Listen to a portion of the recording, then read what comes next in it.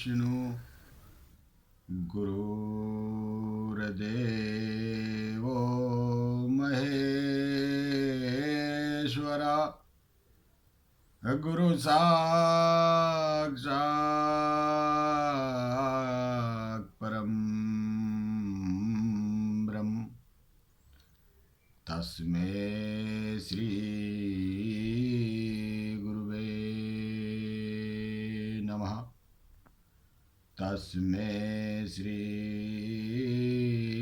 गुरुवे नमः। जय बाबा की भक्तों। तो आज हम एक नई कथा आपको सुनाने जा रहे हैं जो धुंधली और आत्मादेव के बीच की कथा है। ये भागवत गीता में या भागवत महापुराण में कही गई है।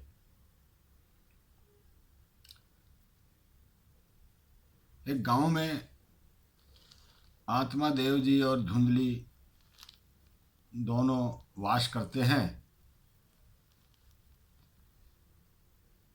आत्मादेव अच्छी प्रकृति के मनुष्य हैं। पूजा पाठ दान दक्षिणा सब प्रकार के धर्म पुण्य करते रहते हैं। उनकी पत्नी धुंधली थोड़ी सी क्रूर प्रकृति की स्त्री होती है, जिसे हम कह सकते हैं कि अच्छा सोचना नहीं, अच्छा करना नहीं, बुरा सोचने पे ध्यान रखना, बुरा करने पे ध्यान रखना और भांति भांति की बातों को दोहराना, घर में रहना, खाना पीना और सो जाना।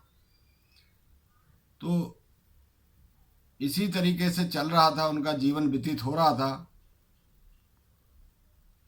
चलते चलते एक दिन आत्मादेव जी सोचने लगे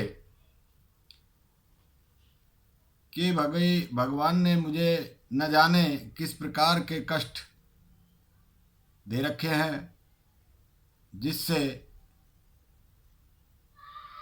मुझे आज तक संतान का सुख प्राप्त नहीं हुआ। इसी तरीके से करते करते उम्र भी उनकी काफ़ी हो चुकी थी।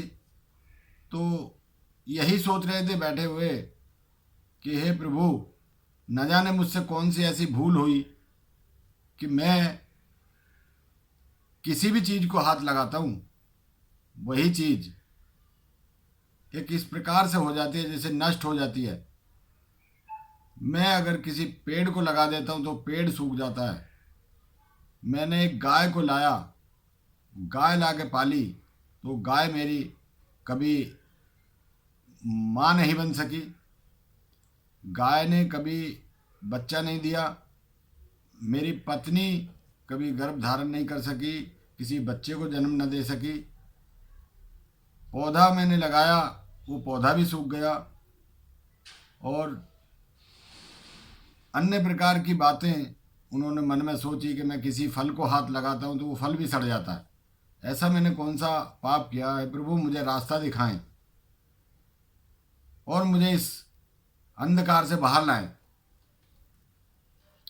इसी प्रकार सोचते सोचते एक दिन जब बहुत ज़्यादा निराश हुए और हताश होने के बाद उन्होंने एक निर्णय किया कि इस जीवन से बेहतर है अपने शरीर को त्याग देना, आत्मा दाह कर लेना।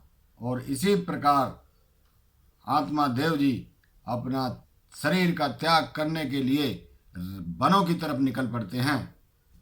और जाते जाते उन्हें रास्ते में एक तालाब नज़र आता है। जब तालाब नज़र आता है तो वो तालाब के किनारे बैठ जाते हैं और बैठने के बाद वहाँ अचानक एक साधु प्रकट हो जाते हैं। और वहाँ बैठे बैठे वो सोच ही रहे थे कि क्यों ना मैं इसी तालाब में कूद कर अपनी जान दे दूं।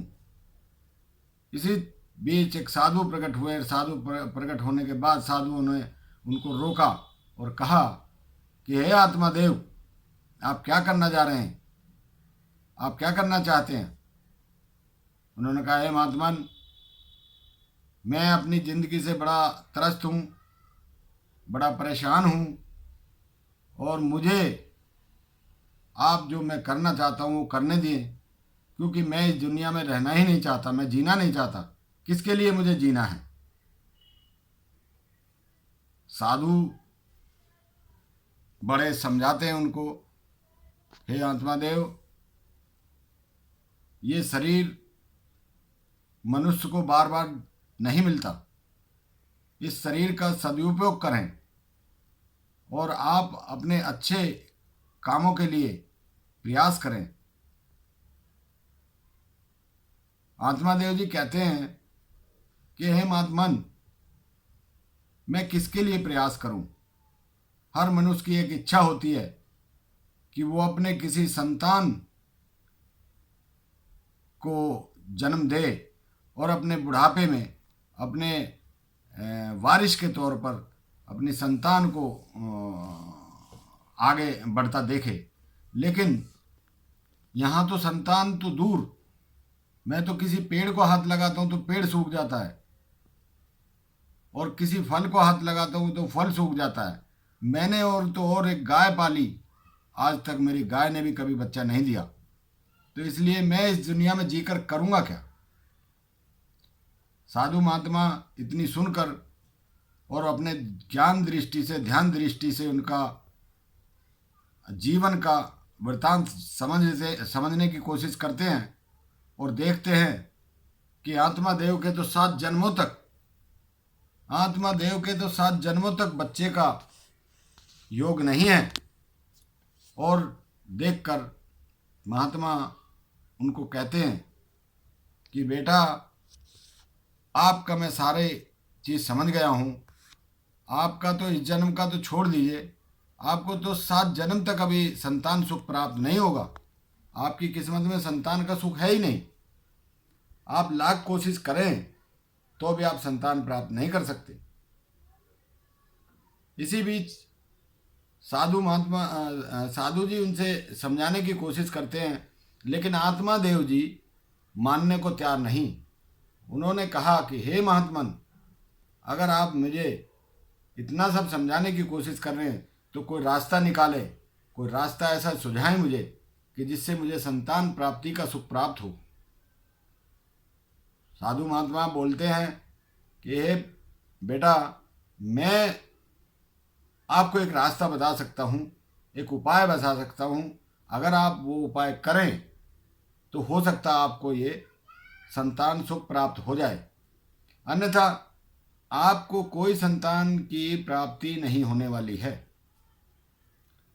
आत्मादेव जी उनकी बात सुनकर आश्चर्यजनक हो जाते हैं और कहते हैं कि हे साधु महात्मा, आप मुझे जैसा भी उपाय बताएंगे मैं वही उपाय करने के लिए तैयार हूँ।